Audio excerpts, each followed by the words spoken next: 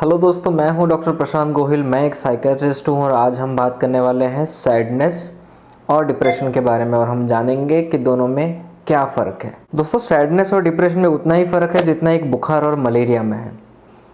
बुखार जो है वो मलेरिया का एक लक्षण होता है, वो मलेरिया का एक सिम्टम होता है। बुखार मलेरिया नहीं होता। उसी तरह से सैडनेस जो है वो डिप्रेशन का लक्षण है, उस बीमारी का सिम्टम है, वो बीमारी खुद नहीं है।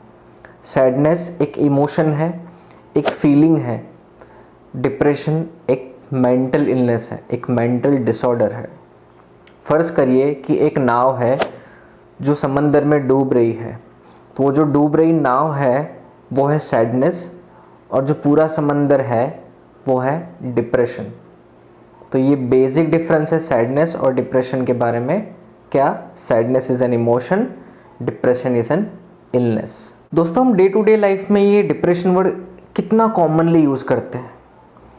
मूड ठीक नहीं है, किसी ने आके पूछ लिया क्या हुआ, अरे यार जाने दो, डिप्रेस्ड फील कर रहा हूँ। चलो कहीं बाहर चलते हैं, अरे यार मूड नहीं है, बहुत ही डिप्रेशन में हूँ, मैं कहीं नहीं जाना है। मतलब इतना कॉमनली यूज्ड वर्ड है, इसलिए उसको इतना इम्पोर्टेंस नहीं दिया जाता। सबसे ज़रूरी चीज़ है, डिप्रेशन कोई फीलिंग नहीं है। मैं डिप्रेस फील कर रहा हूँ, वो कोई फीलिंग नहीं है, वो एक डिसऑर्डर है। मैं उदास फील कर रहा हूँ, मैं सैड फील कर रहा हूँ, वो एक फीलिंग है।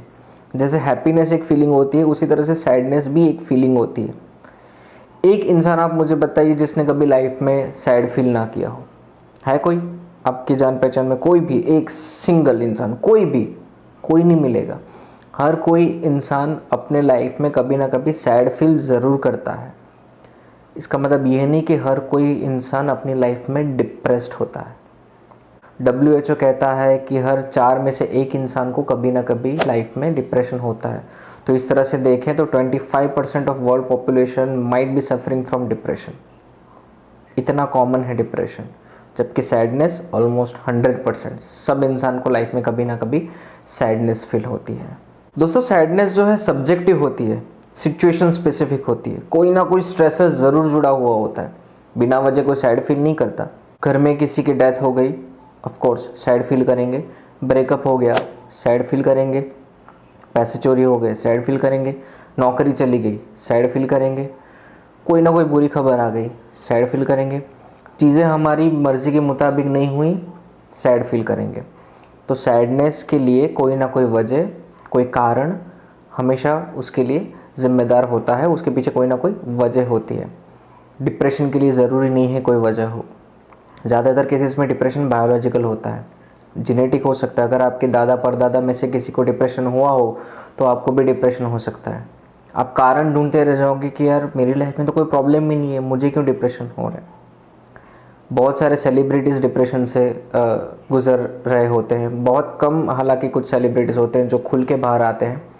दीपिका पादुकोण जो है वो मेंटल हेल्थ अवेयरनेस में बहुत काम कर रही है। सबको पता है कि वो, उनको मेजर डिप्रेसिव डिसऑर्डर हुआ था और वो उससे बाहर निकली। रिसेंटली ही एक बॉलीवुड एक्टर ने सुसाइड कमिट किया और कहा जाता है कि वो भी डिप्रेशन से ग्रसित थे। रॉबिन उत्थप्पा क्रिकेटर खुल के सामने आए हैं कि वहाँ वो डिप्रेशन से गुजर रहे थे। अनन्या बिरला के बारे में शायद आपने सुना होगा, बहुत ही बड़े बिजनेसमैन की लड़की है। उन्होंने भी खुल के अपने इंटरव्यू में कहा है कि वो भी डिप्रेशन से गुजर चुकी हैं। वो भी मेंटल हेल्थ में बहुत अच्छा काम कर रही हैं। अब आप सोचोगे यार इतना ज़्यादा पैसा, इतने फॉलोअर्स, लाखों करोड़ों उनके फॉलोअर्स, उनको क्या तकलीफ़ हो सकती है। ऐसे थोड़ी होता है, ऐसे थोड़ी कोई डिप्रेशन में जाता है। लेकिन डिप्रेशन के लिए वजह ज़रूरी नहीं होती। कई सारे केसेस ऐसे होते हैं कि देखा जाता है कि एक स्पेसिफिक घटना बनी, एक स्ट्रेसर आया, उसके बाद डिप्रेशन आना शुरू हुआ। तो ऐसा भी नहीं होता, वो ट्रिगर करता है वो चीज़। डिप्रेशन कहीं ना कहीं था लेकिन उसको आइडेंटिफाई नहीं कर रहे थे, लेकिन ये स्ट्रेसर आने के बाद वो इतना एग्जैजरेट हो गया कि पेशेंट उसको आइडेंटिफाई करने लगा, रिलेटिव्स उसको देखने लगे। उसके बाद उनको लगा कि नहीं, कुछ ना कुछ प्रॉब्लम है। दोस्तों, सैडनेस जो है वो सिर्फ आपके मूड को अफेक्ट करता है, लो फील करना। डिप्रेशन जो है वो आपके बिहेवियर को भी अफेक्ट करता है, आपकी बॉडी को अफेक्ट करता है। डिप्रेशन में सैडनेस तो होती ही है, सैडनेस उसका एक सिम्टम तो है ही। उसके साथ आपको हेडेक हो सकता है, पेट में दर्द हो सकता है, लेथार्जी फील हो सकती है, वीकनेस फील हो सकती है, नींद में कमी आ जाती है, भूख में कमी आ सकती है, कोई चीज़ में रुचि नहीं रहती। पहले जो बहुत अच्छा लगता था करने का वो सब चीज़ें भी अभी अच्छी नहीं लगती। खुद के बारे में बहुत सारी नेगेटिव फीलिंग्स आ जाती है, यार मैं अच्छा इंसान नहीं हूँ, दूसरे लोग जो है वो मेरे से ज़्यादा अच्छे हैं, वो मेरे से ज़्यादा बेहतर हैं। वर्थलेस फील होता है, फ्यूचर बहुत धुंधला दिखाई देता है, बहुत ही होपलेस फील होता है, कोई हेल्प नहीं कर सकता मेरी, हेल्पलेस फील होता है। तो ये सारे सिम्टम्स हैं, ये सारे लक्षण मिला के डिप्रेशन का डायग्नोसिस बनाते हैं। दोस्तों सैडनेस यूजुअली ब्रीफ पीरियड के लिए होता है। कोई भी लाइफ में स्ट्रेसर आया, कोई भी प्रॉब्लम हुई, सैड फील किया, पैसे चोरी हो गए, फ्रेंड के साथ लड़ाई हो गई, किसी की डेथ हो गई, कुछ भी हुआ, सैड फील किया। वो जो प्रॉब्लम थी अगर उसका सॉल्यूशन मिल जाए, खुश फील करोगे, हैप्पी फील करोगे। कोई फ्रेंड आ जाए आपको मिलने, कहीं घूमने चले जाओ, ट्रैवलिंग पे पार्टी शार्टी करो, बेटर फील करोगे। दिन का बहुत सारा ऐसा टाइम होगा जब आप खुद को ऑक्यूपाइड रखोगे, खुद को डिस्ट्रैक्ट करोगे, आप बेटर फील करोगे, डेफिनेटली आप खुश फील करोगे। वो सैडनेस वाली फीलिंग परमानेंट नहीं रहती, वो थ्रू आउट द डे नहीं रहती, फ्लक्चुएट होती रहती है। डिप्रेशन में ऐसा नहीं है, थ्रू आउट द डे लो वाली फीलिंग रहती है। ये कुछ दिन, कुछ महीने, सालों तक कंटिन्यू रह सकता है अगर इसको टाइम पे एड्रेस ना किया जाए तो सैडनेस जो है ब्रीफ टाइम के लिए होती है, डिप्रेशन है वो लंबे टाइम के लिए हो सकता है। उसको ठीक भी किया जा सकता है अगर आप प्रोफेशनल की एडवाइस लें और ट्रीटमेंट स्टार्ट करें तो। दोस्तों सैडनेस के लिए किसी ट्रीटमेंट की ज़रूरत नहीं होती, वो एक इमोशन है, वो फीलिंग है। हम इंसान इमोशन के साथ जीते हैं, इमोशन के बगैर हम जी नहीं सकते।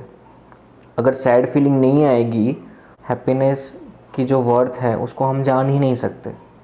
हैप्पीनेस की कोई वैल्यू कर ही नहीं पाएंगे अगर हम सैड फील नहीं करेंगे तो ये फीलिंग जो है सैडनेस वो ज़रूरी है, लेकिन उतना नहीं कि वो परसिस्टेंट बेसिस पे हो, बिना वजह हो और उसका कोई सॉल्यूशन ना निकाला जा सके। जबकि दूसरी तरफ डिप्रेशन को ट्रीटमेंट की ज़रूरत होती है। साइकेट्रिस्ट डिप्रेशन ट्रीट करने के एक्सपर्ट डॉक्टर्स होते हैं। तो अगर आपको लगता है कि आप डिप्रेशन से ग्रसित हैं, ये सिर्फ सैडनेस नहीं है, तो डेफिनेटली एक साइकेट्रिस्ट को आज ही दिखाएं। दोस्तों ग्रीफ और डिप्रेशन को डिफ्रेंशिएट करना थोड़ा मुश्किल हो जाता है। जब हमारे किसी करीबी इंसान की डेथ हो जाती है तो वो जो पीरियड होता है उसके बाद वाला वो ग्रीफ पीरियड होता है।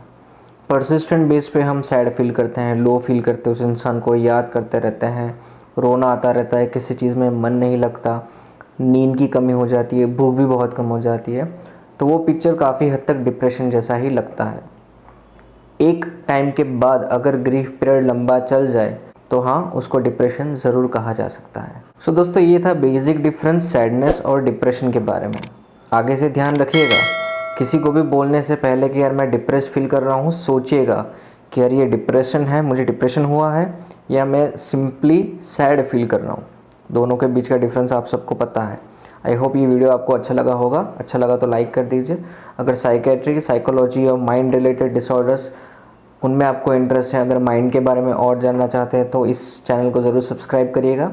मिलते हैं अगले वीडियो में, तब तक के लिए take care of your mental health.